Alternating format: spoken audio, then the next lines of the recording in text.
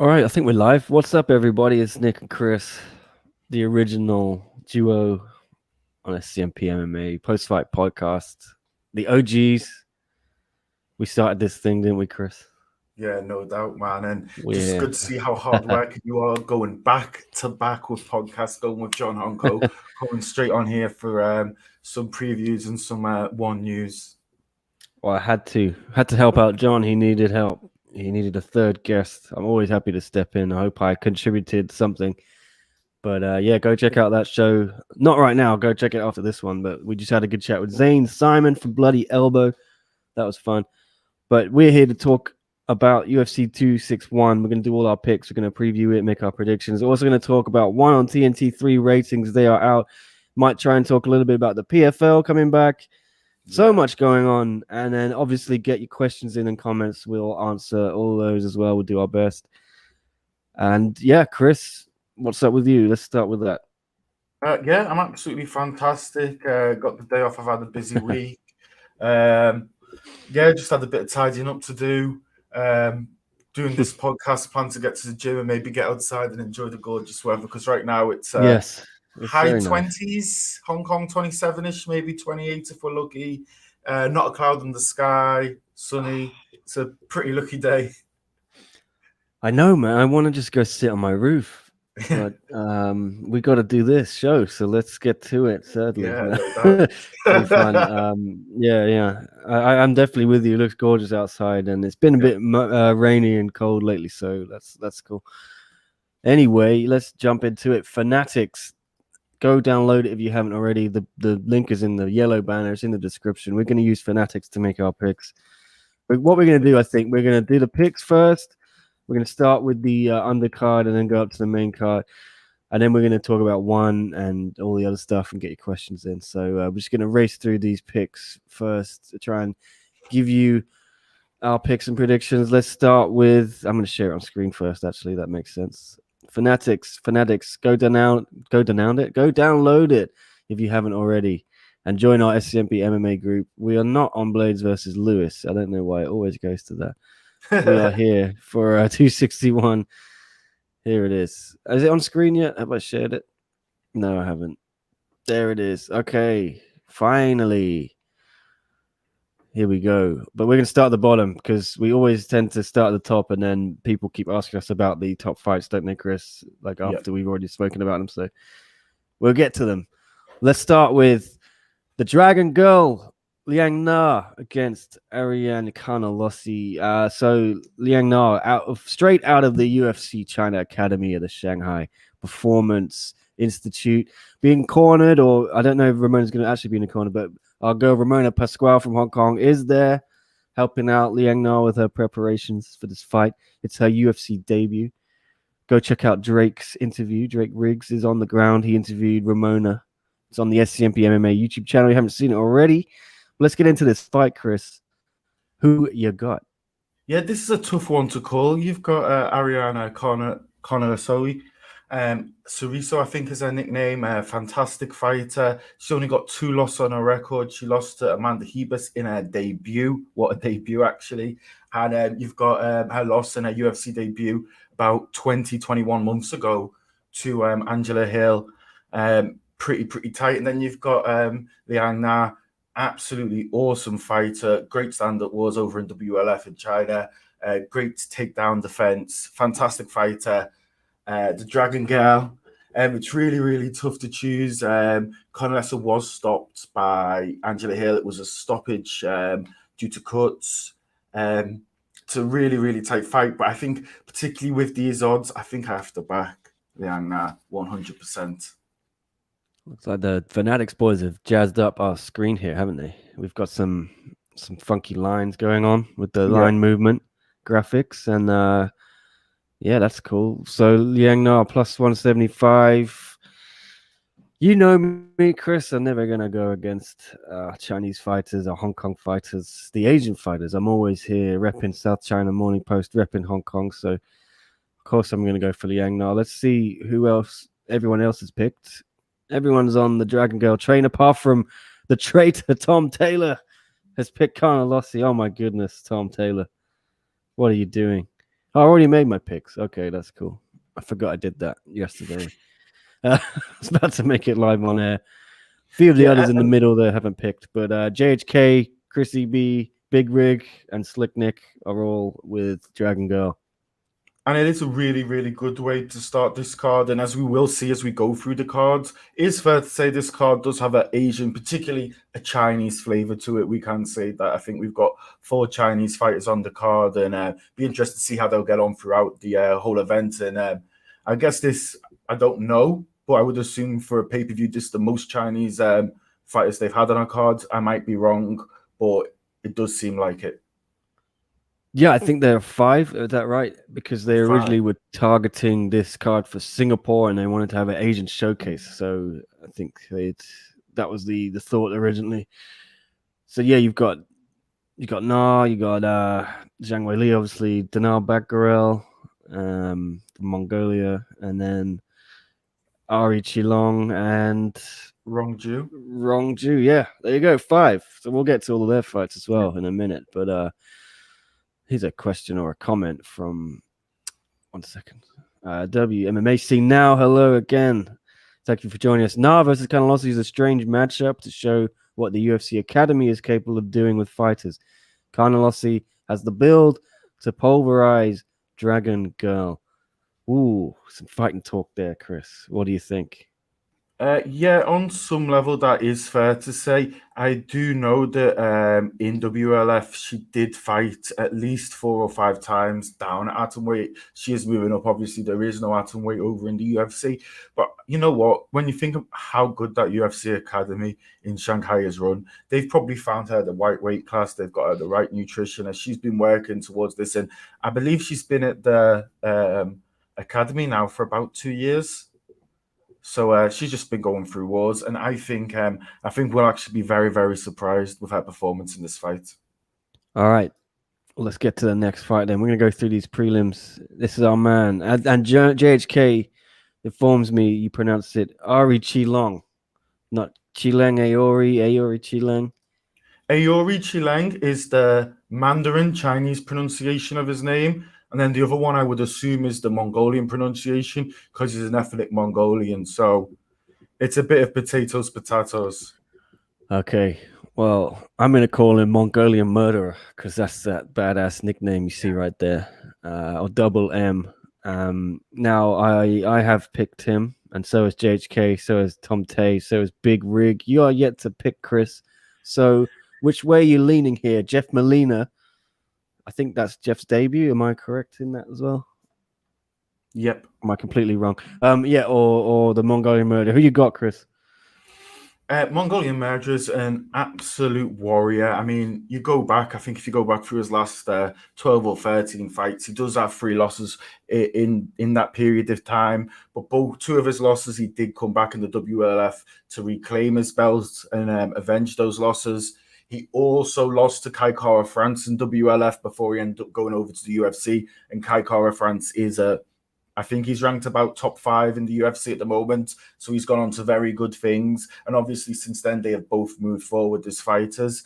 I love El Jefe as a fighter. I think he's got fantastic stand-up, great skills, fast hands, solid takedowns. But I actually think on the undercard of all the Chinese fighters, I think this is the man to back. The Mongolian Murderer is the one. I'm going to say his name in Mandarin, Aori Qileng.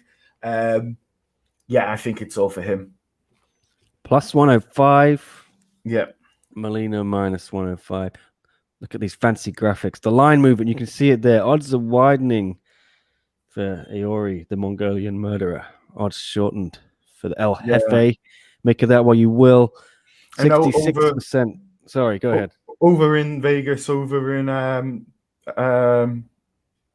the UK, they're about evens, both of them at the moment. The odds have closed. I think this is going to be a really tight fight, and I won't be surprised if there's a possibility of some bonuses going on in this one.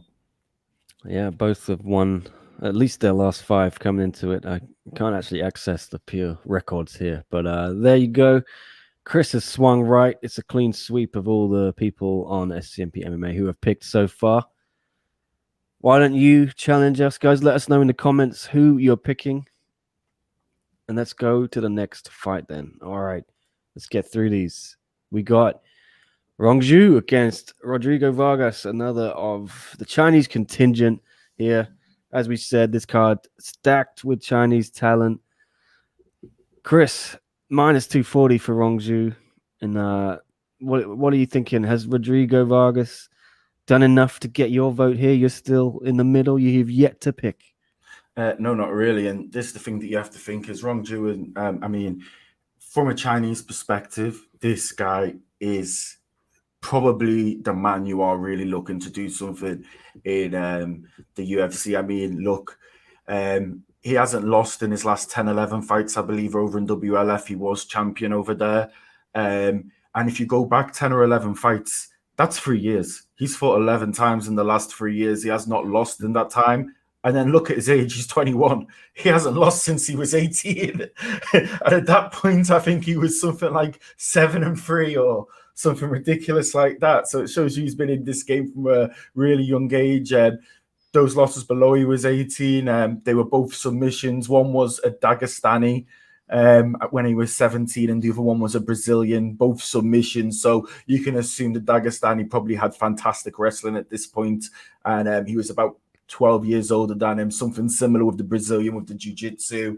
I think this is going to be a fire fight. I think this is Zhu moving up levels in his fight game, in quality. I think give it 2 or 3 years, this guy is going to be a star. I think when the world reopens, he's the kind of guy you want headlining a show in a Shanghai, in a Guangzhou, in a Beijing, somewhere like that. Just an absolute fantastic fighter. Got to back Zhu Rong. And you know what I'm going to do? I'm going to make this one a little bit interesting. I'm going to back Zhu, but I'm going to back him. I'm going to triple down. Oh, my goodness. By KO. Can you add the decision or the method of victory on every fight now? Or am I just seeing They have things? added it now to every fight. Madness. I'm not brave enough, Chris. I'm not brave enough to. Fanatics knew they had a fire app. They just upped the ante. They just took it to a whole nother level. That means if you see a big mismatch in grappling, maybe you should always throw on the submission. If you see a big mismatch, even if you know if the odds aren't looking too great on either fighter, sometimes you might as well. If you think it's going to be a stand and bang, you might as well back one by the KO because the upside's not going to be that big. You might as well 3 times it so you can climb up that leaderboard. And, I think out of the 100 or so people we have on the app right now, I'm ranked 14th. So I feel like I can say a little bit of something on here. Well, I'm not brave enough, Chris, I don't know enough about Rong Zhu to predict a KO. I'm going to play it safe. I might have a little think after the show, but we got 237 in the group now. It keeps growing. Let's keep it going. Invite everyone you know. Make your own groups. Download it. getfanatics.app/SCMP. It's so much fun. Let's get to the next fight, though. Another of the contingent. Mongolia's own Dinar Batgarel up against Kevin Nutvidad. Now, Batgarel, we've seen him before. He's minus 180 favorite here, Chris. We're all picking. We're all being homers today. We're all going for Mongolia.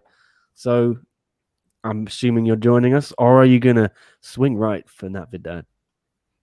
Quicksand, I think he's a fantastic fighter. Anyone who followed him in LFA knows what he is capable of. He did, I think he beat the former champion. He was #1 contender for the championship over there. He didn't choose to go on. He was drafted into UFC during the pandemic. I think this is such an interesting fight. I think you just got to respect Batgarel because, you don't get many fighters from that part of the world, from such a different country, moving all the way over to Jackson Wink MMA to train. It shows he's here. He's 31 years old. He's only had 10 fights. He's 8-2. I think he knows particularly at this kind of weight class as well, he's really got to go for it if he really wants to cement his name, cement his legacy, and make that kind of money. I think it is a tight fight, and this is one I'm going to go against. I'm not going to be a homer, and I think on this one I'm going to go with Natividad. I'm going to go with Quicksand. Oh my goodness, going against the grain here, Chris. Cannot Yeah. blame you though. It's a tough fight, this one for Batgarel. I'm And it is sticking a with Batgarel strange though. one with Batgarel being massively favoured by the bookies, but Natividad backed by the vast majority of SCMP MMA groups and even more of all the Fanatics groups. Yeah, look at that. The consensus 61% for Navidad in our group. Or is that on the whole app? I'm not sure. But you can see it. The app itself has way more stats than you see on screen here. This is the little browser that the guys at Fanatics have mocked up for us. But if you get in the app itself, you've got fighter records for both guys for every fight. You've got way more details on all of the stats and the odds and everything. Go get it if you haven't. It is an awesome app. What time do the prelims begin? Is asking Alan Bones Jones. Let me check. I need to know that as well. I need to know when I have to wake up. So, oh my goodness, 6 a.m. That's a rough one. Ouchie. Okay. Yeah, 6 a.m. in Hong Kong. So I don't know where you are, Alan, but do the maths. I think if you're Eastern time, you're 12 hours behind us? Is that right, Chris? Yeah.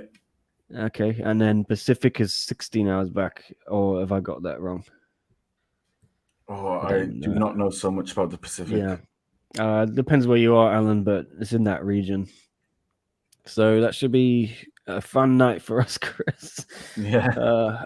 I'll be getting to bed early on Saturday night for sure, and up at the crack of dawn. It'll be dark outside when I start this thing, so it should be a fun day. Yeah. Looking forward to it, though. All right, let's keep going. Tristan Connolly against Pat Sabatini, 145 bout. What are you thinking, Chris? We're a little split here on the picks. As you can see, Tom Tay and myself have gone for Pat Sabatini, and I probably can't even remember why I picked him, but Tristan Connolly, JHK, and Drake are on the Connolly train. You're in the middle still, so break it down for us, please. Yeah, I think it is a really tough one to call. You've got a guy making his debut in the UFC in Sabatini, coming over from Cage Fury. Sabatini, Tristan Connolly is 1-0 in the UFC. He beat Michel Pereira in his previous fight. He is 38 against the 30-year-old. It is a bit of a tough one, just because I've watched had the opportunity to go through a few of the Cage Fury videos. This is a tough one. This is a bit of a pick 'em in my opinion. I feel like here the bookies must know something I don't, so I'm going to book the one and only Sabatini. Yeah. All right. Alan is asking if we're doing a watch along. I don't think so, Alan. Just they're so long. The UFC shows it's like 6 hours of watch long, and I can just about manage those one championship ones for 3 hours. But we'll be there for a recap for sure. Around about as soon as the press conference is finished, roughly, we'll be jumping on then. I'm sure JHK will be there. Chris, you up for it? Oh, definitely. I will definitely be there for the reaction recap, 100%. Yeah, sweet. I'm sure Leon Jennings will be there. Leon, by the way, is going to join us. I know you all love Leon. He's going to jump in here when we move on to chat about one championship because he's a bit busy at the moment when we get into the ratings chat. So stay tuned for a bit of the Cambodian King. Alan, yeah, we'll get into Alan's asking about some other stuff. We'll answer some questions. Just going to get through these picks first so we can knock them off. All right, let's get going again. Brendan Allen against Karl Roberson, 185 pounds. Now, again, we've all gone left. We're all picking Brendan Allen. All in. We're all in on all in, aren't we? Yeah. JHK, Tom Tay, Big Rig, myself. But is there any love for Baby K from you, Chris? There's a lot of love for both of these fighters. This is definitely one I'm going to look out for. I think it has great fight potential. I mean, you do look at Brendan Allen. He has beat some fantastic people in the division. He's got wins over Kyle Daukaus, Kevin Holland, who's just headlined 2 events. He lost last time out to Sean Strickland, but Sean Strickland is just such a heavy hitter. I expect big things from him anyway in this division. And then you do go to Karl Roberson, and you think he lost last time out to Marvin Vettori, who's there or thereabouts in the division. Then before that, his last loss was Glover Teixeira, who is there or thereabouts in championship contention. So in the light heavyweight division, so you've got 2 absolute beasts here. I think it's going to be a fantastic war. But just for me, from what I've seen from Brendan Allen, until he did lose that fight to Sean Strickland, where he did get knocked out pretty fast, I've just seen a bit more of a versatile game. I've seen better wrestling, better takedown defense. I think his striking is faster, cleaner, more crisp. But definitely, Kevin Holland has the power. He has definitely the ability to knock out Brendan Allen at any time. I fancy a bit of a war here, but I'm going to back Brendan Allen and join the vast majority of people will join the bookies consensus, but the vast amount of people on SCMP MMA and Fanatics. I mean, what percentage is that? 86%. So That's a lot. Not a lot of love for Special K right here. Not a lot of love. Minus 150, Brendan Allen. Plus 135, Karl Roberson. Allen's odds have shortened. Roberson's have widened. Get the app if you want a little bit more detail on all of those odds, all of those stats. You got full records there to inform you as much as you need to make your pick for this fight. We know how important every fight is for you. You don't want to ruin those parlays. You don't want to ruin those Fanatics sweeps, man. You want to get on a streak. You want to keep winning, don't you, Chris? Yeah. Are you being bold enough to pick a method of victory here? I'm not. I'm scared. I'm just going to play it safe with my pick. Yeah, I don't want to lose too many points. Absolutely safe here. All right, let's go. Let's go. Okay, Dwight Grant against Stefan Seculich. I do believe JHK has an interview with the Body Snatcher live on not live. It's on SCMP MMA's YouTube right now. Check it out whenever after this interview. But JHK is picking Dwight. Tom Tay picking Dwight. Drake picking Dwight. I gone for Seculich, Chris. He's the underdog here, plus 180. Am I wrong? Should I flip flop and swing left? This is a tough one. Dwight Grant, the Body Snatcher, fighting out of AKA. He's been absolutely fantastic in the UFC. Made a big splash in the Contender Series a few years ago. Before that, I think he was fighting over in Bellator. Pretty solid fighter. Obviously, he wants to try and get up and fast in this division at his advanced stage. And then on the other hand, you got Stefan Seculich.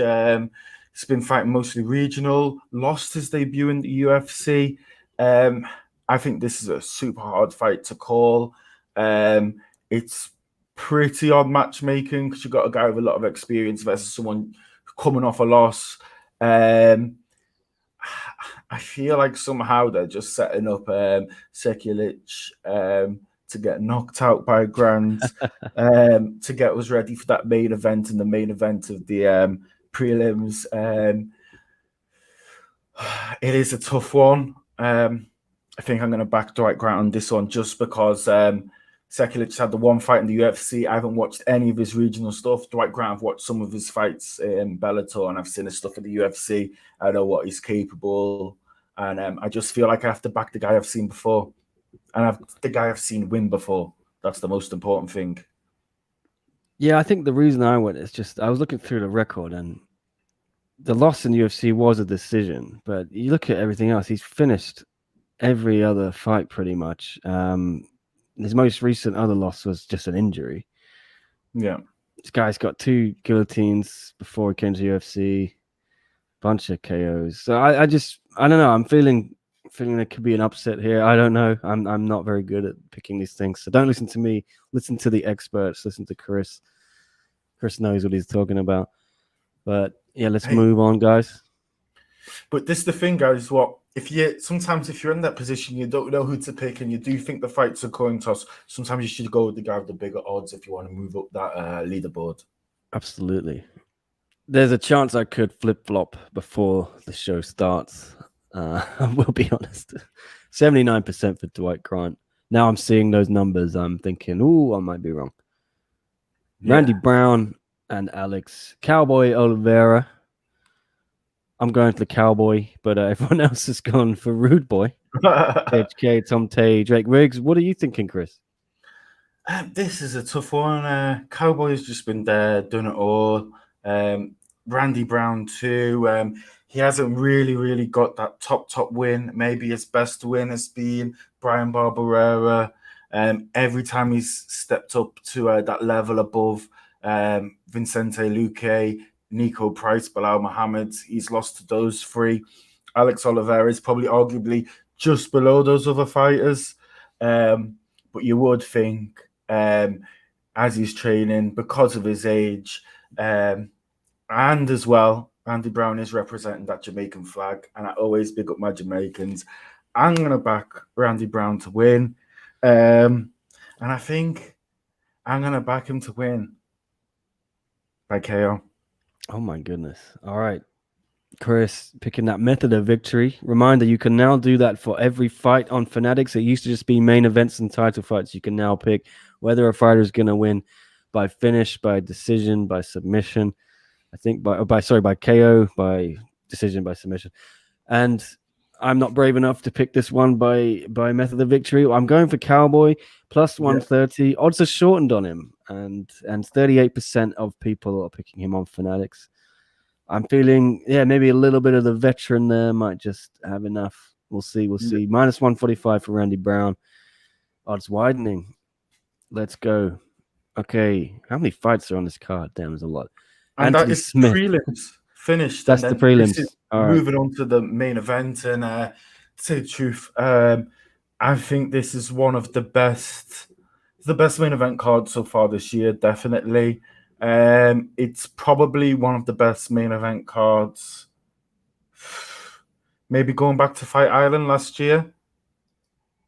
I think so. I think we had 3 title fights. The last Masvidal-Usman fight, and then we had 3. Did you have Holloway Volkanovski?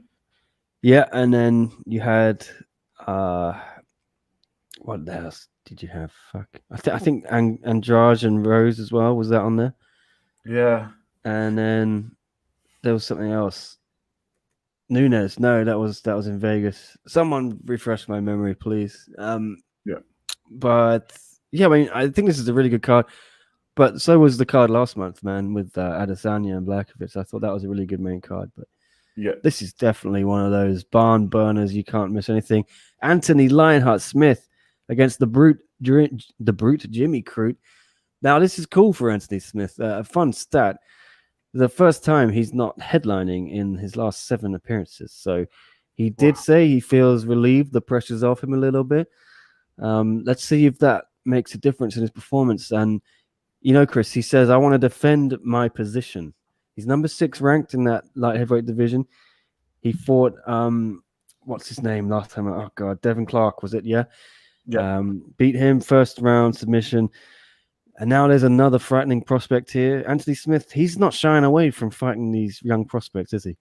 No way, man. And Jimmy Crute is one hell of a prospect. Dana White's Contender Series alumni, 2018. He's got some absolutely fantastic wins on his record. I think he's got wins over Sam Alvey. I think his debut win was a submission of Paul Craig.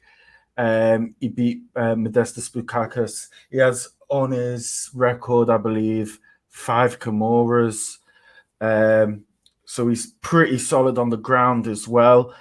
He just seems a little bit, for me, age 25. He seems like he's probably going to be the hungry fighter.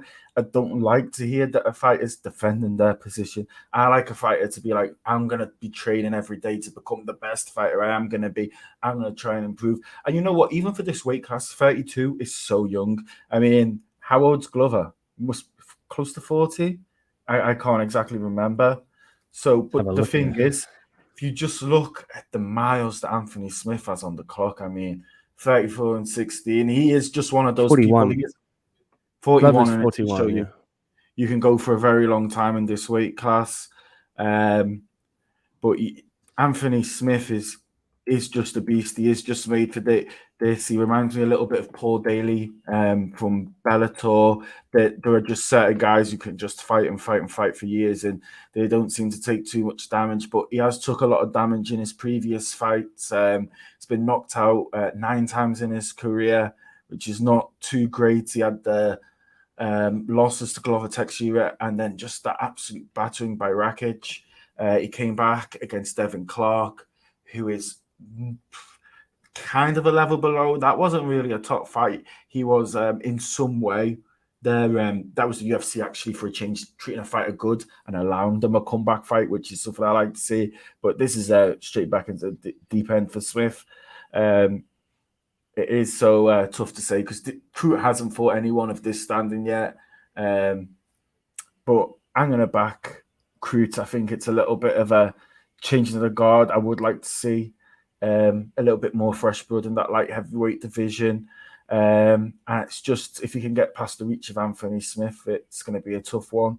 But I feel like I'm going to back Jimmy Crute on this one. Minus 195. 68% of people are going with him. Odds have shortened. There you go. Smith, the underdog, plus 170. 32% of people are picking him. I was thinking, what back there, Nick? I went for Jimmy Crute as well. Yeah. Just like the look of him after that win against Modestas Bukauskas, like you said, Chris, looked very good there. And I know my Aussie friends and my Aussie freelancers, the Anzac crew, are very high on Crute. They say he's going to be very good indeed. I tend to listen to them when they say such things. So I'm just taking the chance. I'm thinking, to be honest, Smith might be better for you if you, because you get more points, I guess, if he wins. But I think Crute's got this one. I think, to tell you the truth, I think we'll probably know very early on in this fight. If Crute can force his will early on, Smith, that's what he really has to do and make it his style of fight. I think if he can't do that, even if he wins the first round, I think Smith, though, being in the ring 50 times compared to the 13 times Crute has, he just has that knowledge, doesn't he? So he can always, if I was being a little bit more adventurous, if I was backing Anthony Smith, I'd probably 3 times and go for a decision win. There you go. Anthony Lionheart Smith. Always surprised if Smith pulls it out the bag, though.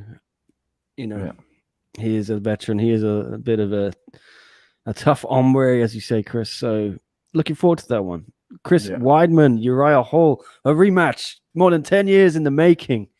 After Chris Weidman, the All-American, handed Primetime his first ever loss in, can't remember the promotion's name. It was a regional Ring of Combat, I think it was called, in Atlantic City, I do believe. Spoke to Chris Weidman. I did earlier this week. It's on SCMP MMA's YouTube channel. Check that out.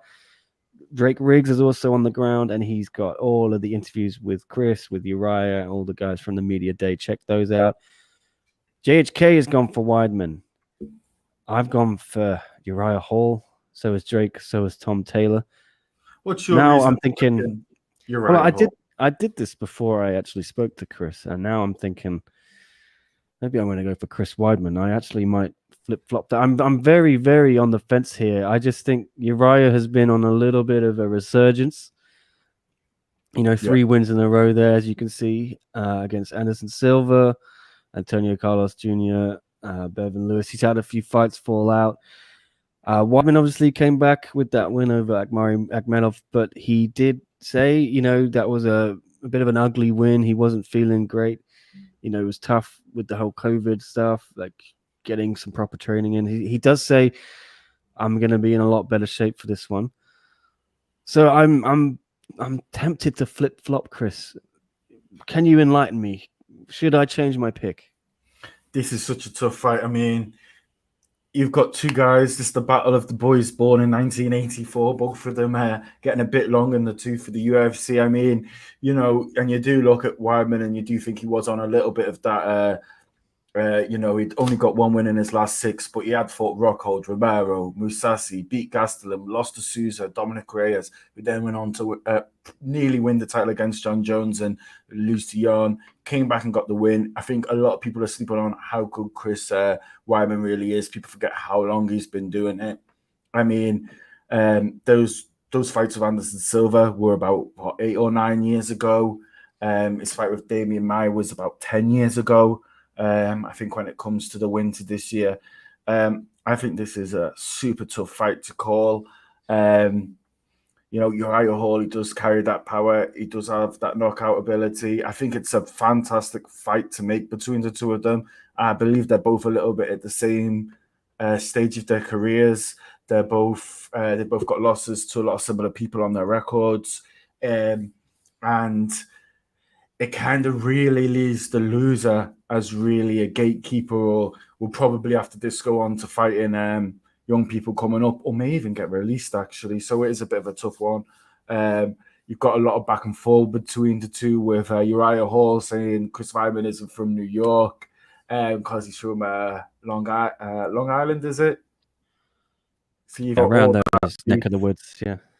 making it good. I think this is an absolute 50-50 toss-up.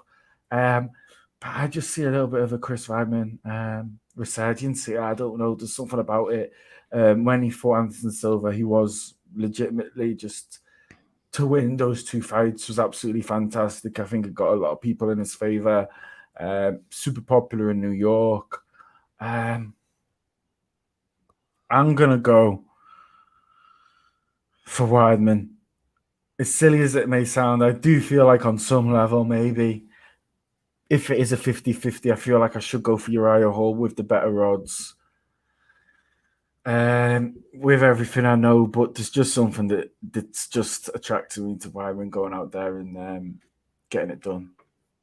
Oh, yeah, I know what you mean. 63% of people for Uriah. Odds widening, though. Odds shortening on Chris Weidman.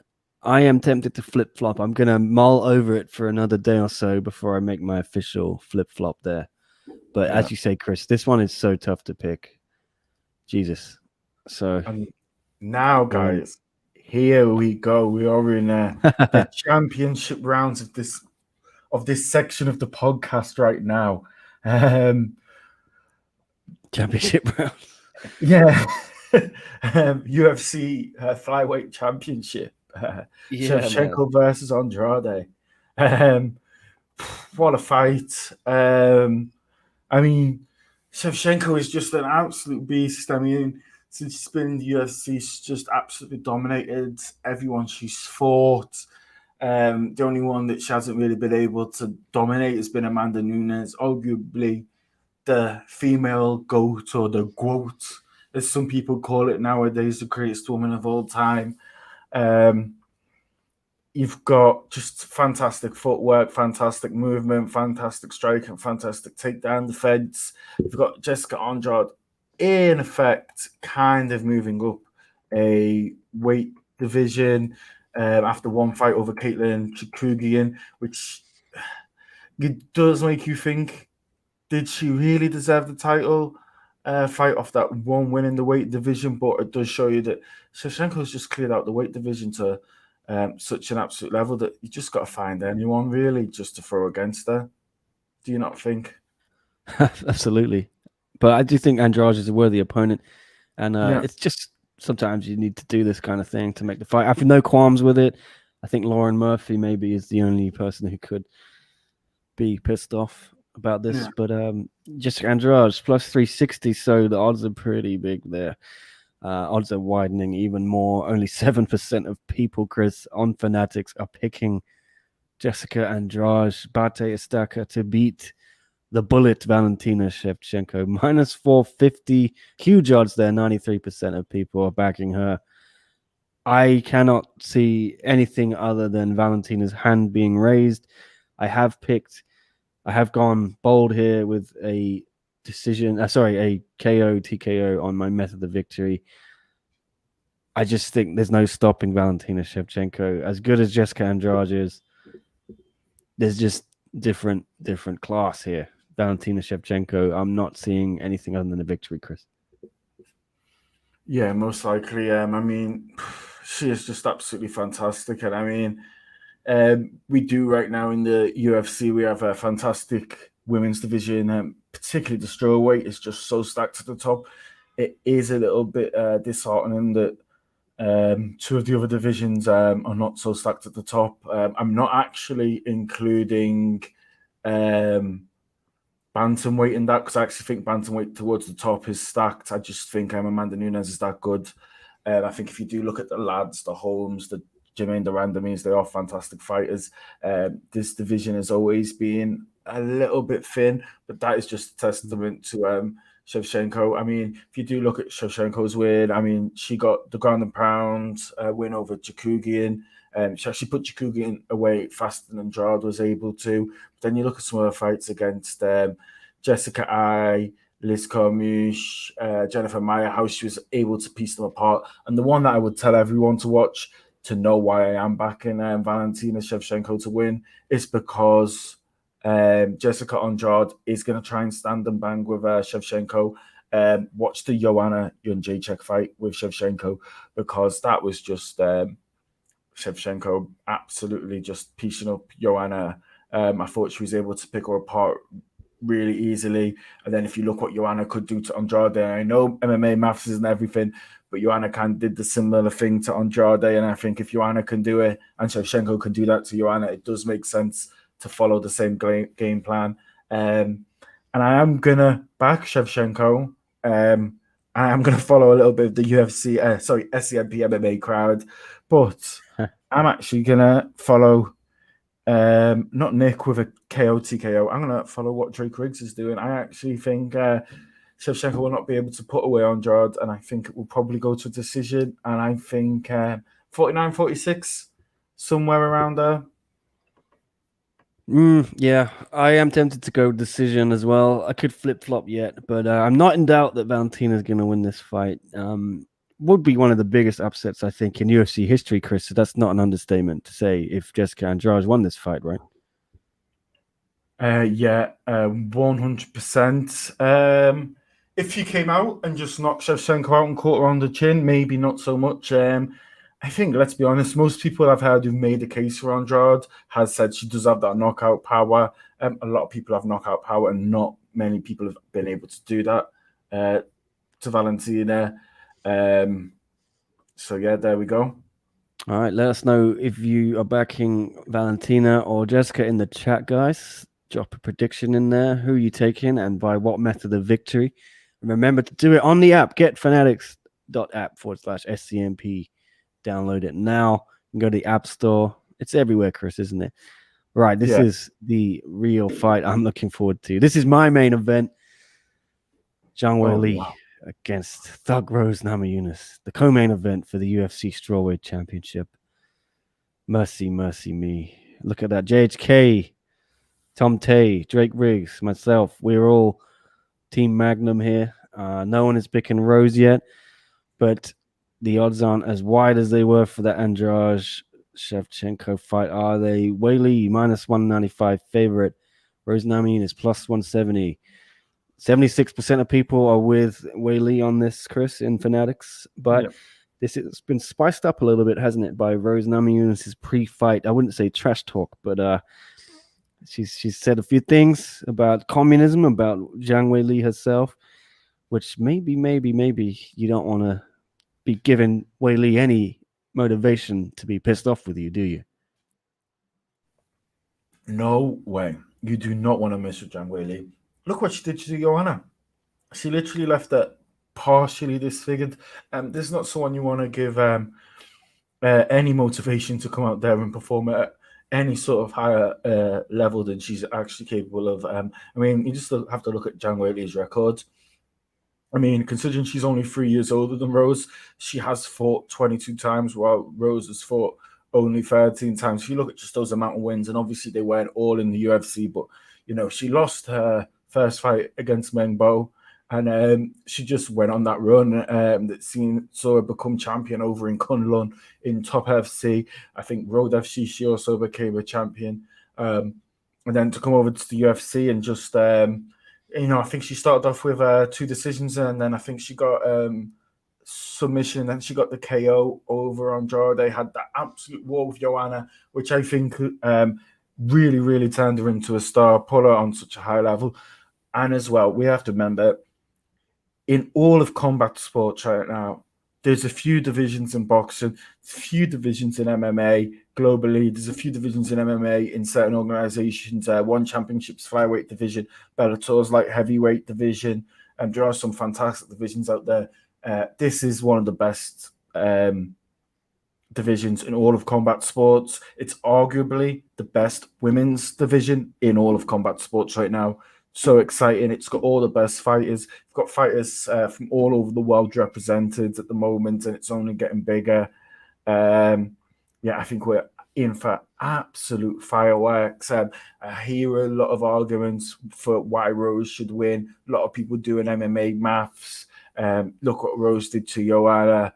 Zhang Weili couldn't finish Joanna. That is true. But then my reverse to that is always look what Zhang Weili did to Andrade. She smoked Andrade while Rose, I mean, she got slammed, KO slammed in the first one. And then in the second one, I mean, she won. I had it as a draw because I'd done the last round a little bit as a 10-8 because I thought, I mean, did she Andrade broke her orbital, is it, or broke her jaw? Yeah. I mean, if you look at the end of that fight, Andrade, you look at the post fight, Andrade looked fine.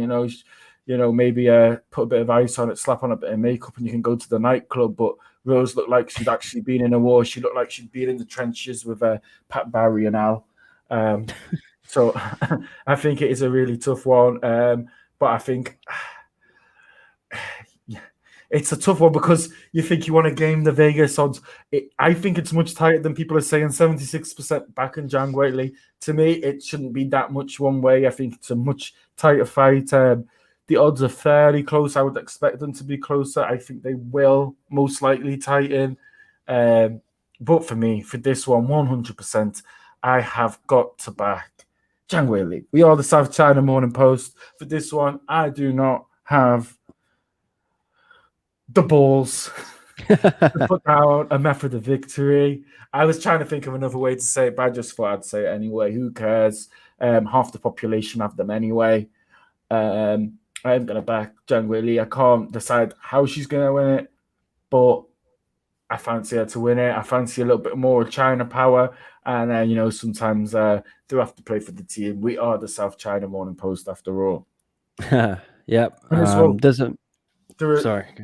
Sorry, there are huge implications of this as well because, if Zhang Weili can win this, and it's actually the same with Shevchenko, could see both of them going on to fight because, I mean, Shevchenko had already really cleared out her division until Andrade.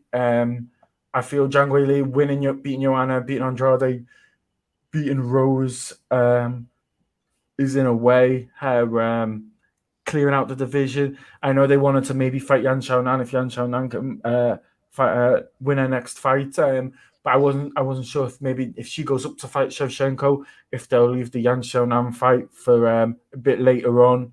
That could be a comeback fight in the division, and hopefully then you can hold an event in China, most likely Shanghai, but who knows? Yeah, indeed. Some more questions in the chat. Tristan, I'll get to yours. We'll just get through these fights. Here's one from Alan. I guess we could do. Could Weili versus Rose surpass JJ Weili, or are those kind of fights that are once in a lifetime? I do think we're in for another banger here, Chris. It may not surpass that, but I think it could reach that similar level. Definitely. I think Rose always comes to throw down. That Andrade fight was also one of the best fights last year, wasn't it? Yeah, definitely. And I mean, look, if Rose were to win, not by decision, I mean, this would be the first person to finish Zhang Weili. I think not enough people out there are actually realizing, similar to Demetrius Johnson. Demetrius Johnson a few weeks ago to Adriano Moraes. He had losses on his record, but he'd never been finished. Zhang Weili has never been finished in 22 outings. And okay, some of them were in less promotions, some of them in regional promotions, but that in itself is just is testament to how good she is. So she's never been submitted. So it's rare for Rose to do that. It's very rare for her to knock her out. I think we are going to see the championship rounds. I think we are going to see those 4th and 5th rounds. I think we are in for a barn burner. I think it's too much Alan to put all that on their shoulders to say that they have to live up to the Joanna Weili fight. But if we get half as good as that, I think we'll all be happy. Absolutely agree with you. Main event time. Gamebred, Nigerian Nightmare. The rematch. Usman Masvidal 2. UFC Welterweight Championship on the line. Look at those odds though, Chris. Minus 430 for Usman, plus 360 for Masvidal. Masvidal has argued that give me a full camp, not just 6 days, I'll take this guy's head off. But the people do not seem to believe that, Chris. Look at these odds. 88% of people picking Usman. 12% think Masvidal might hit Usman with that 3-piece and a soda. Yeah. But what do you think? I mean, I think I picked Usman. I'll just scroll down. Yeah, JHK has as well. Tom Tay, Drake Riggs. I gone for another Usman decision. Tom Taylor and Drake Riggs think Usman's gonna finish Masvidal though. What do you think? Yeah, this is a tough one. It's a tough one to back Masvidal with, isn't it? Because we have seen this fight before. I know it was only with 6 days' notice. I think Masvidal was in a training camp going in anyway. I think this is a little bit of a money fight. I just think Usman is one of the best welterweights we've ever seen. I think probably only GSP, Matt Hughes, maybe Tyron Woodley probably go in there before him. I just can't see how Masvidal can improve so much. I think we'll actually see a bigger improvement. I think we'll see a much closer fight. I think we'll see a stronger showing. But I just feel Usman might just do the same thing. Yeah, it's just got to be Usman all the way. I don't know the method of victory. I won't be surprised if it went to decision again. That is the one knock on Usman. He'd had all this preparation, albeit for a different fighter, but he had all this preparation and he had not finished Usman. That is probably the one knock you can say, but I'm locking it in. It's got to be Usman all the way. What about yourself, Nick? I have gone for Usman. Yeah, I do not see anything different. The one factor I think they're trying to sell this match on is that Usman says he's going to stand and bang. He's going to finish Masvidal. And he has undeniably made improvements under Trevor Whitman in stand-up. I mean, the way he finished Gilbert Burns was crazy. The jab is especially, is a great weapon. If he does stay standing with Masvidal, Masvidal has a chance, Chris. A chance. I don't know how big a chance. But I think Usman wants to show he's a better boxer than Masvidal, which is saying something. So, yeah, 100%. My issue with that is that even if Usman stands up, the threat of the takedown is enough for Masvidal to change his game anyway. And I think he doesn't actually need to take him down. Usman's kind of moved beyond that type of wrestling. I think he moved beyond it a little bit with the Covington fight, and he's really good at wrestling up against the cage. I mean, he also has got a great training partner there in Justin Gaethje, who I actually think is probably really, really well suited to copying Masvidal's style. An intelligent fighter too. Is it Bon Wee Wee? I don't know. Bon Chi Chi. I probably disagree with that. I don't actually think he can outbox him, but Usman has got probably better cardio compared to Jorge. Usman maybe does have the faster hand sweep than Jorge. Jorge's not super fast. I do remember, I don't know who they asked, ESPN did a feature on, they asked a very famous boxing coach who, I can't remember the name now, sorry, but did say Masvidal was probably the best boxer in the UFC, but this was after the Diaz fight or before the Diaz fight, so we'll see her. After Usman knocks out Masvidal, will the people finally give him his props as John Darfield? If he goes out and knocks out George Masvidal, I think Usman definitely levels up in terms of stardom and superstardom. It depends what he does after the fight. Does he cut a good promo, a superstardom promo? I thought the one he cut after the Burns fight was very good, but it's up to Usman how he wants to do this. Is he going to go forward and keep knocking out opponents, or is he going to wrestle them? Looks like Covington's next.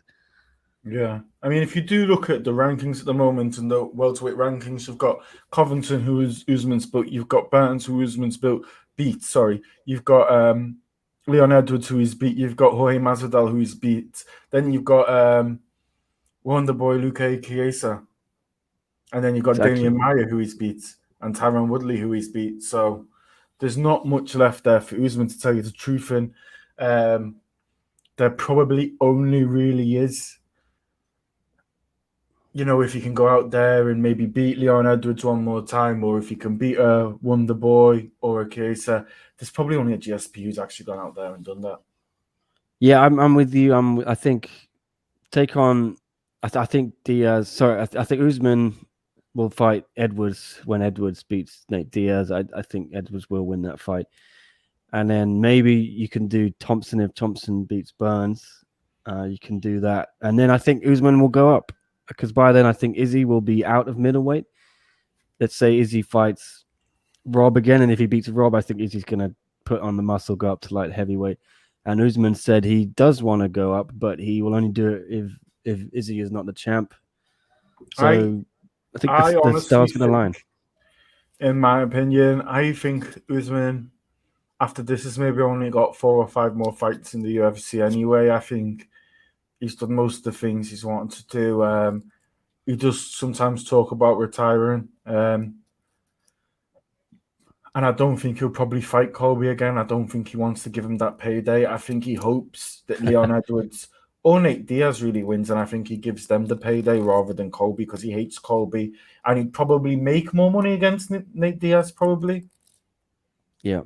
What about Aluke, Kamaev, or Wonderboy challenges to Usman? Asks Alan. I think Kamaev pre-COVID, Kamaev definitely would have been.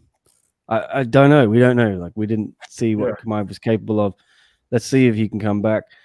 Wonderboy.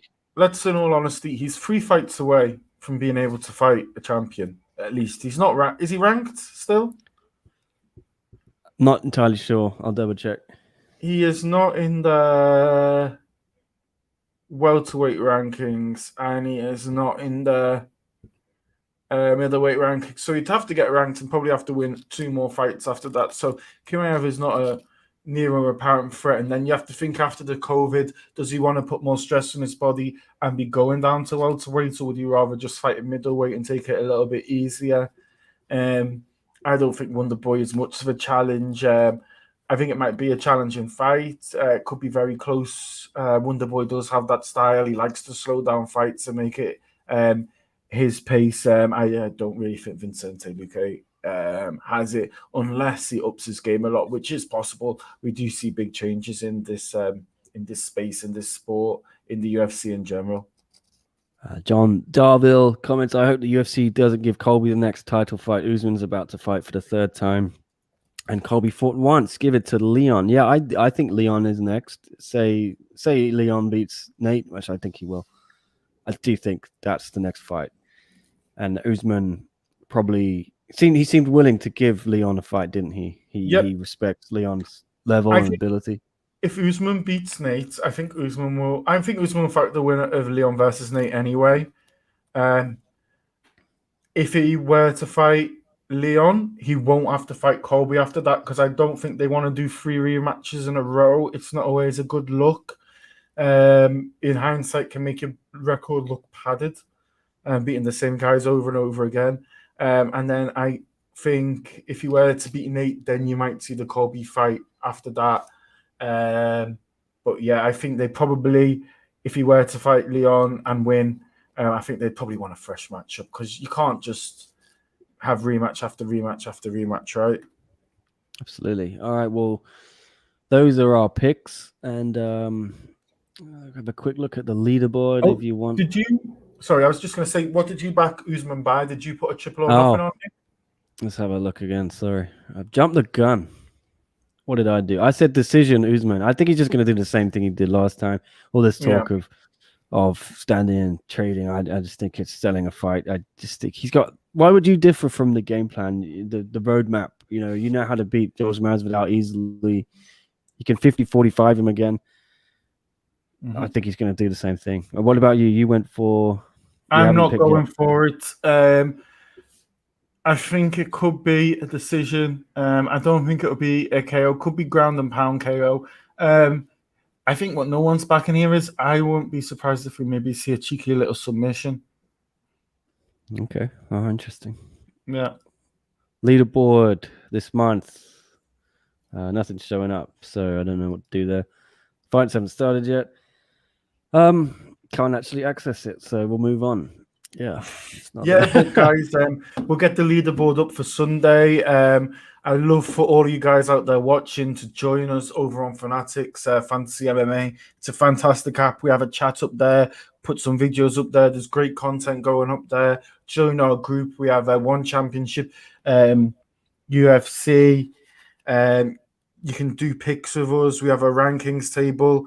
We have, I think, about 230, 240 members in. We've got people like John Hyun Ko ranked number 4th, Michael Owens ranked number 6. Yours truly, Chrissy B at 14th. And join us in the chat. We post links to a lot of our videos in there if you don't want to miss it. Some of the content goes up there. You get predictions, you can get records, you can get statistics. For one championship, you can watch their events on there, which can be quite handy if you're on the go. And it is just an all-around fantastic act. Absolutely. Well, we were going to get into some chat about one on TNT3 ratings. I'll send Leon the bat signal. Just get ready for that. But otherwise, let's just get through some questions. I saw one earlier from Tristan. I want to get back to that quickly. Thank you, Tristan, for the question. Do you guys think that the Korean heavyweight Kang G1, I think his name was, that recently fought in one with a KO will get a title shot? If not, do you think he might go to UFC and get top 15 there? I think he's probably as in line as anyone for a title shot in one in heavyweight. The scene there is a little confusing. They've just brought in a bunch of new people, haven't they? So he's well positioned. Here's the main man himself, Leon Jennings. Do you think Kang's going to get the next heavyweight shot in one?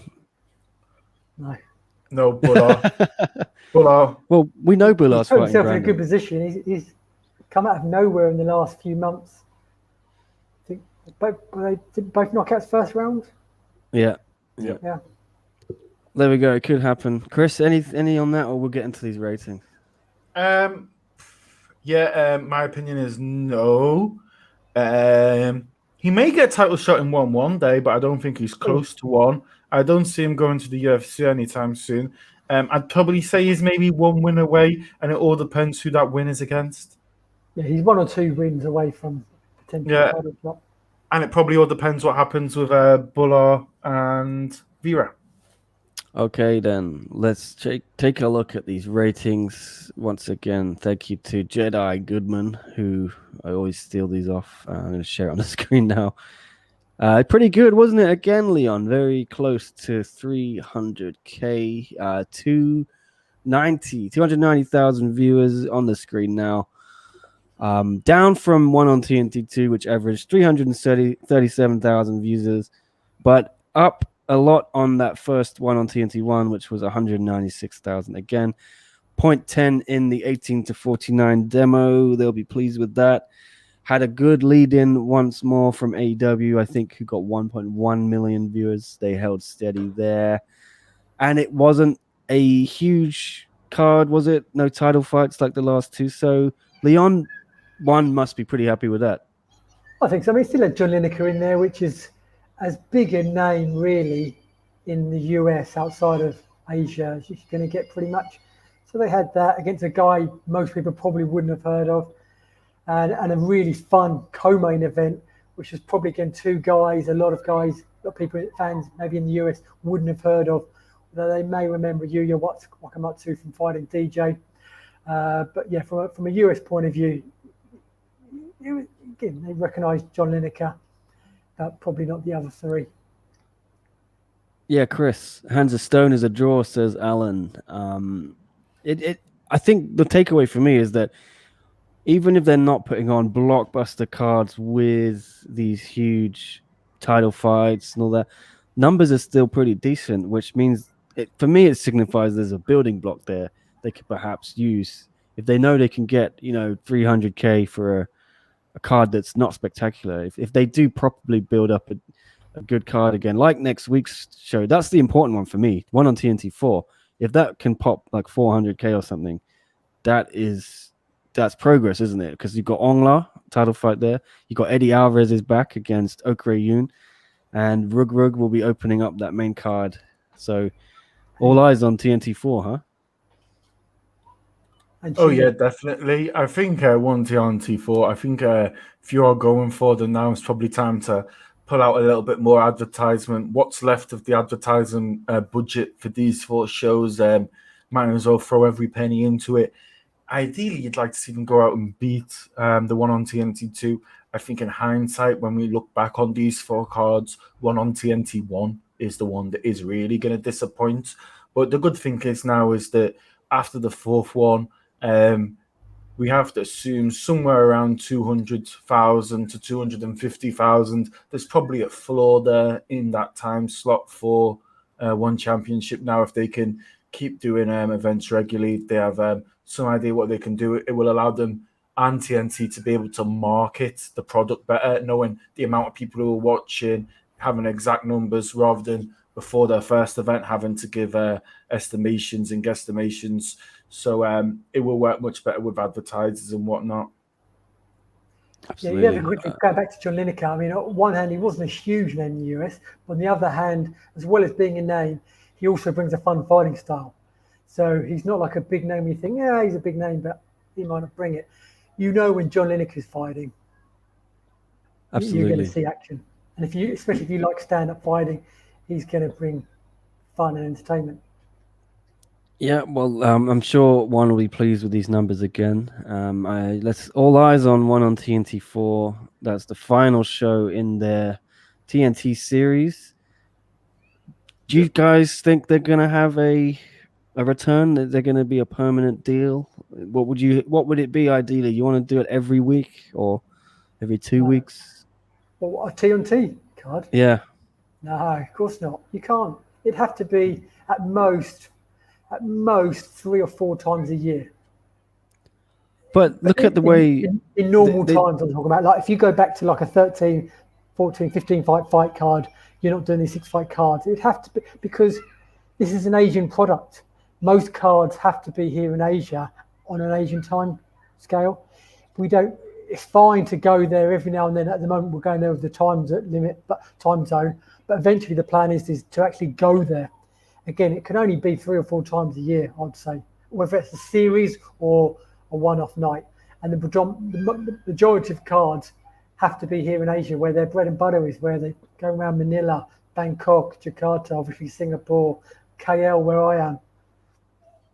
But a TV deal with TNT trumps all of that in terms of revenue. So yeah, maybe that is it. And the one thing I just want to say quickly is, they need to create. They need to have people, or they need to have events on both sides of the world. They need to have events in Asia. They need to have events in the US to make money. If you look back in 2020, before they cancelled, they had a planned 32 events for that year. So if you said those 32 events, you're going to have so many in Asia. I think 3 to 4 times a year is probably too little, Leon. I think you're probably talking somewhere in the 8 to 12 range. Maybe 1 a month is probably a bit too much. But I think you need to keep people refreshed. You need to keep people interested. But I think I say if you were going to 32 events like they planned for in 2020, I'd be looking, if I was in charge of one or giving them some advice, I'd be looking for 20 to 24 events in Asia, and then the other 8 to 10, put them in the US. I think there are other factors involved, depending on how many cards one does. Chatry said in the past, he wants to do 2 a week. So if they're doing 104 cards a year, if I've just done the math right, then obviously they can certainly go to the US more. The other factor is when they can actually go to the US. That's a factor as well. Are they going to be competing in Singapore in the morning, or are they going to be going to the US? Mm-hmm. But I think, and another factor as well is, obviously, like we talked about before, getting the TNT people on board. It doesn't necessarily have to be live, but we need all the fight cards to be repeated in full, not at 2 o'clock in the morning, at a decent time, ideally after a wrestling card, ideally as near to Friday night as possible. So the results are secret, so it's easier. And then it wouldn't be quite as important to go there as live. But they need to, keep this momentum going. I think the first step is just getting all the cards on TNT in full at a good time, creating the fan base there. Obviously, going there is a bonus. Look, ideally in this COVID world that we're all living in, you would probably have to say, if you want to keep up this momentum on TNT, if you are one championship, you're going to have to do something like this again with 3 or 4 events back to back to back. You're probably going to have to do this again this year at least once, maybe twice, but you're going to have to do this at least once. I just think 3 or 4 events a year. Or series. I like the idea of having, for example, another 2 more series of these. So maybe July, August, do another 4 cards, and then the end of the year do another 4 cards. Again, that's probably going to be, if things are still the same, recorded in one day here, maybe 2, but like TNT 4. But yeah, I'm up for the series. Yeah, the series makes sense. I mean, even if you just do 3 fights and you do something like a summer series, autumn, winter, and spring, it's nice. It's spread out. People don't have to wait too long for one championship to show up again. It is. It depends on when the fans can come back, because I think as well you've got to keep the fans here happy. Although obviously there are certain places they go to that are more popular than others, but it's still their bread and butter. And like Chapter said, well, there's 2 key aspects. I think obviously the US market is huge, particularly from the TV side of things. But Chapter's also talked about there's more people in Asia than there is outside of things. And he talked about the 1 billion, 4 billion in Asia, and that's such a big target of theirs. Although obviously there isn't necessarily the money, say in Myanmar, than there is in the US. There's still masses in numbers there. Yeah. Well, we know that they're going to be flying out. Brandon and Martin is going. I think TL Tang's flying as well. So they're going to have some fights taped. So maybe they're going to throw out a couple more TNT shows before Empower. Who knows, guys? That wouldn't surprise me. It would surprise me a bit, because with TNT, everything's been planned in advance. But a little bit of me does think maybe they'll just surprise us and go, we're doing TNT 5 and 6, or just 5. But I think they would have announced it, because I think, particularly in TV, everything's planned well in advance. And you've seen in since July, about 9 months, they've announced cards about a week or less than a week before. With TNT, they were announcing the fight cards well in advance because they needed to. And there's been nothing. And we're less than 2 weeks away from potentially TNT 5.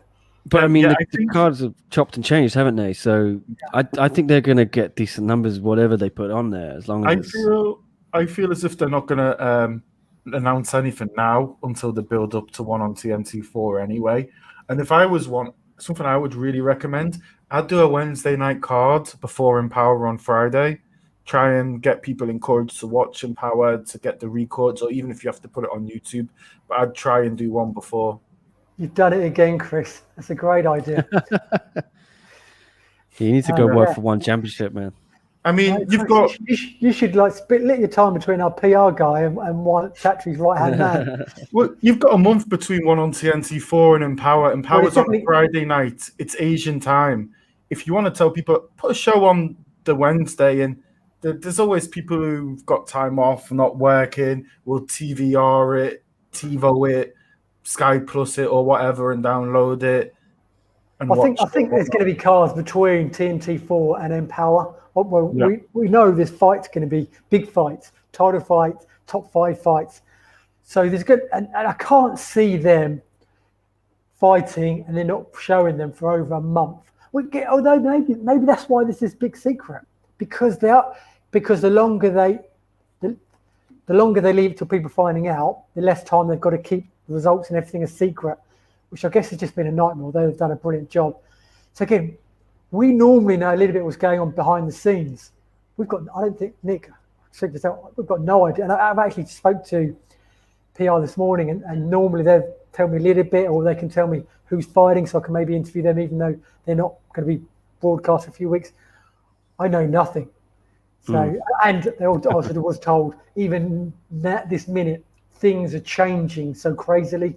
Yeah, it's a crazy world. I can't wait to get back to normal. Live shows are live shows. None of this pre-tape stuff. But I think another thing's got to be made about as well. We've made a bit about it before, but obviously you can't really compare UFC and 1 like for like.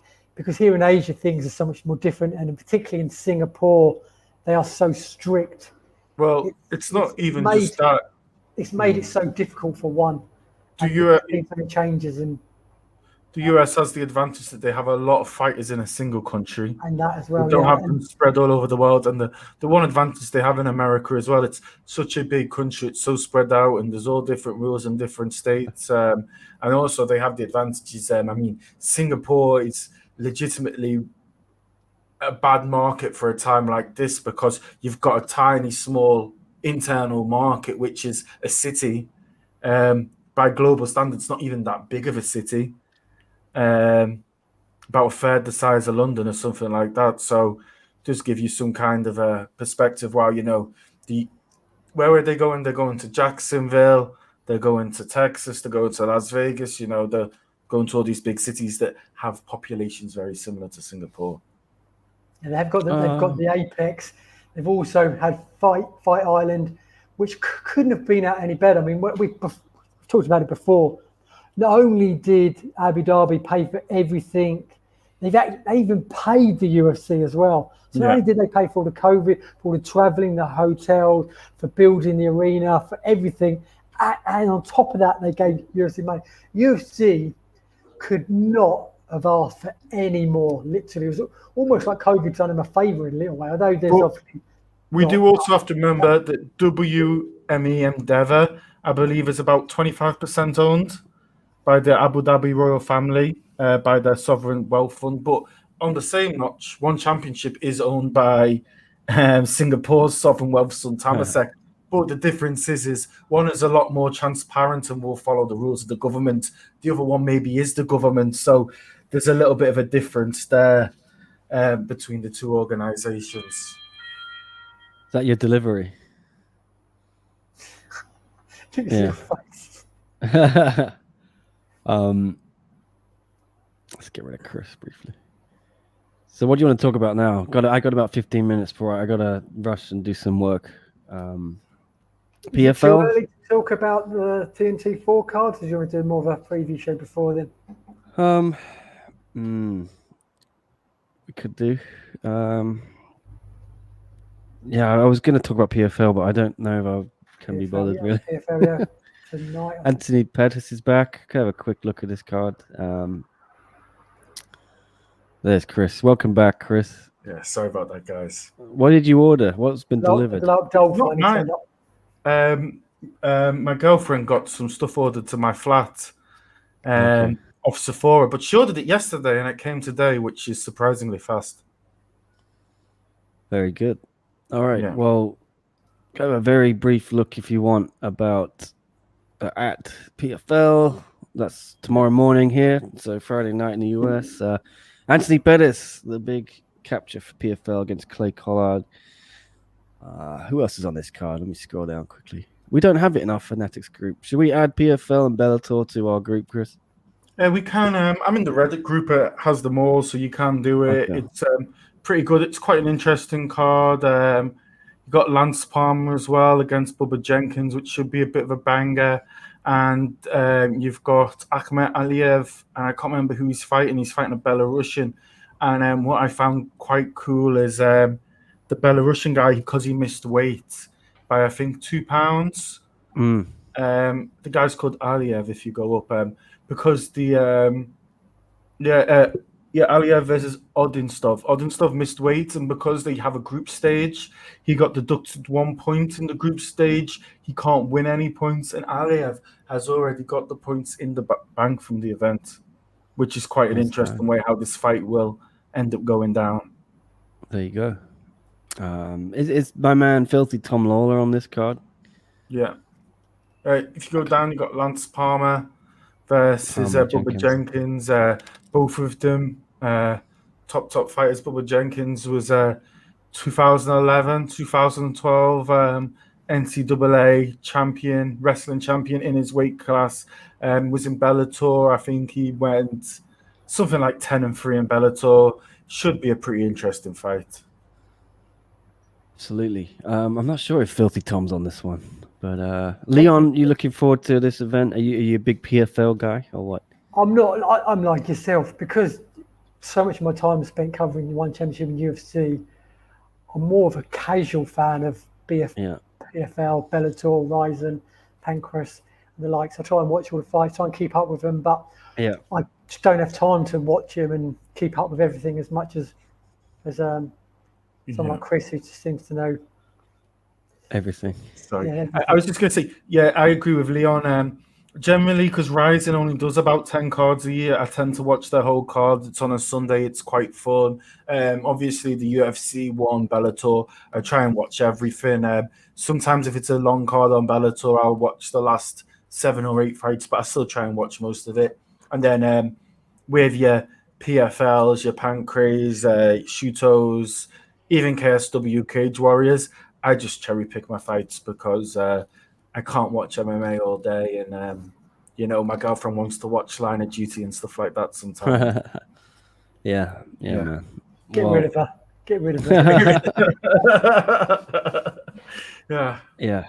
I'll keep my eye on it tomorrow. I'll watch. I'll definitely watch it. I mean, what I tend to do, because my mornings are my busiest time, because when we wake up in Asia, we've missed most of the big stories in the US. You're catching up with that. You catch up with all the social media you've missed on your pages and that overnight. So I just tend to try and watch the fights and do work in between. Because there's fights in the morning for us. Yeah. A nice time. Well, Alan Bones Jones is saying Tom Lawler is back in the coming card. I guess he'll come in a few weeks' time. I know he's already in the bubble. I've been seeing him. I don't know if they're taping. The bubble's 17 days. If he's fighting next week. Oh, okay. He'll already be in the bubble, so I imagine he's on PFL 2. I see. Okay. There's people in the chat want to talk about boxing, but Tom Lawler's on PFL 2, which is PFL 1 is lightweights and featherweights. PFL 2 is light heavyweights and welterweights, and PFL 3 is heavyweights and women's lightweights. Cool. We could just quickly talk about June 5th, which is supposedly when Floyd Mayweather's fighting Logan Paul. Is that real? Apparently. It's on Showtime. You've also got the same night Evander Holyfield versus Kevin McBride on Triller. And that's the co-main event, I think, of Timothy. What's the guy who just beat Lomachenko? Do you know, Chris? I don't know. I'm not a boxing guy. Yeah.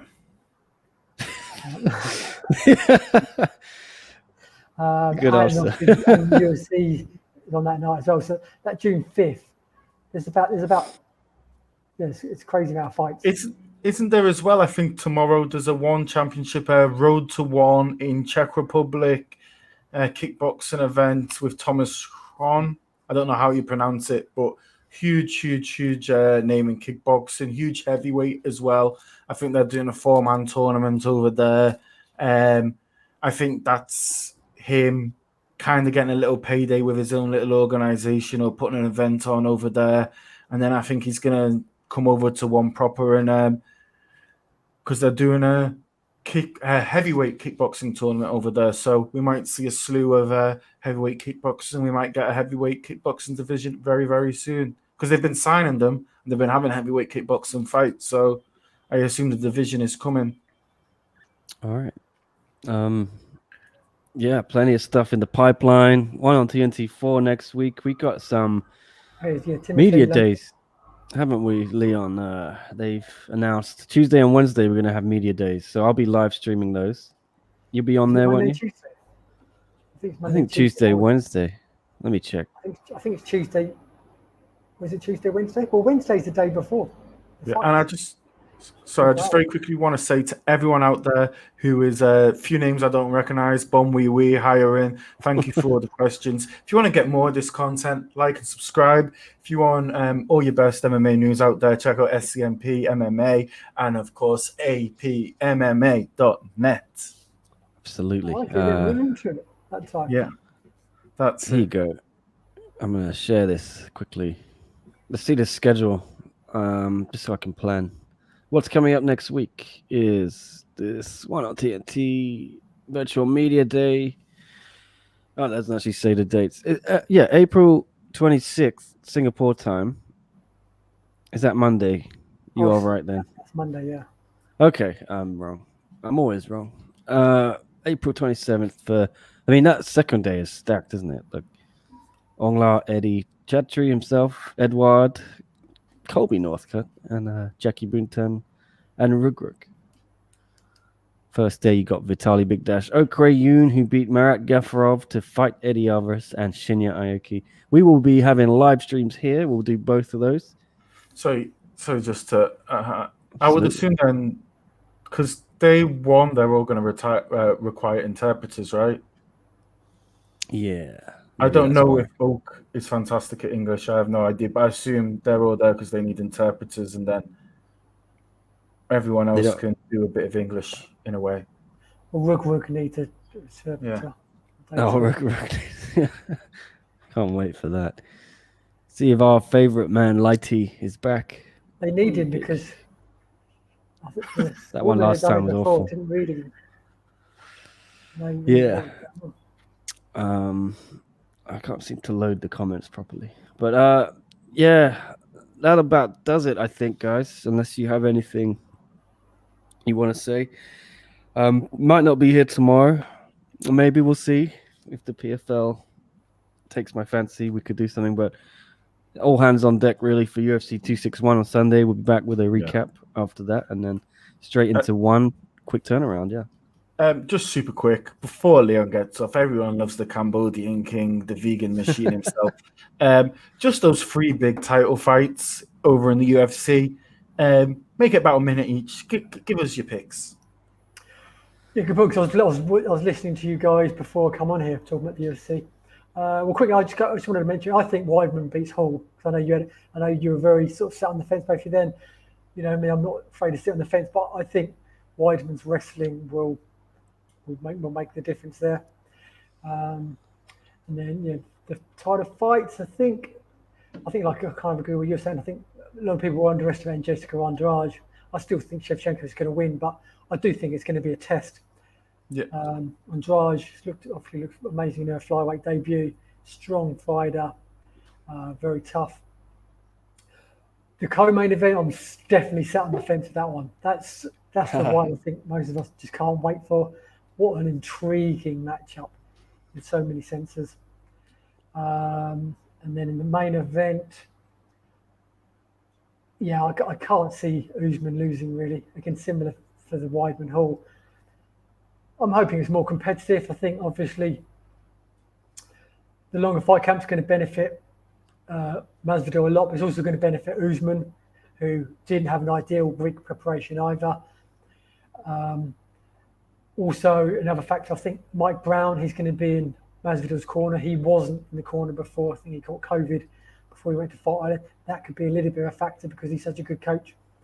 And as we know, he's the man of the plan as well at the moment. So it'd be interesting to see his plan. But I think Usman will be too strong, I would think. And I think you're talking about as well, who's going to fight next. I think Dana's said it, isn't he? Colby's fighting the winner. Yeah. All right. Which on one hand, I think Dana said that. I mean, on one hand, I think he kind of deserves that. On the other hand, I'd rather see him active. I mean, he deserved the title shot more than Masvidal. That's with 100% certainty. I want a fresh fight. I just want a fresh fight with Usman. I don't want back-to-back rematches. I really like Edwards, and Edwards, I think it'd be.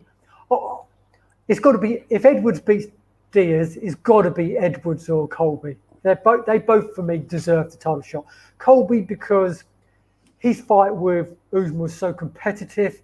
He's got in there and demolished Woodley since then.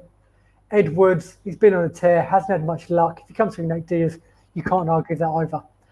Both of them are more worthy of a title shot than Masvidal is this weekend. And another point you mentioned, it's Pacific are 15 hours behind us, not 16. They're 3 hours behind the East Coast in the US. Okay, I've got to get out of here, guys. Sorry to cut it short. I've got to go put up a bunch of stories Drake has sent me from UFC 261 on the ground. I've got to do some work. My real job. This is just a bit of fun. Thank you, Chris. Thanks, Leon, jumping on for half an hour as well. Appreciate that. Anytime. Sure, I'll catch Always you a pleasure. guys. Never a chore. Yeah. I'm sure we'll see you all. Thanks everyone in the chat. We'll be back definitely Sunday after the UFC. We might be back tomorrow, see how it goes. Then we'll be full steam ahead for one TNT4. Be here Monday with the and Tuesday with the virtual media days.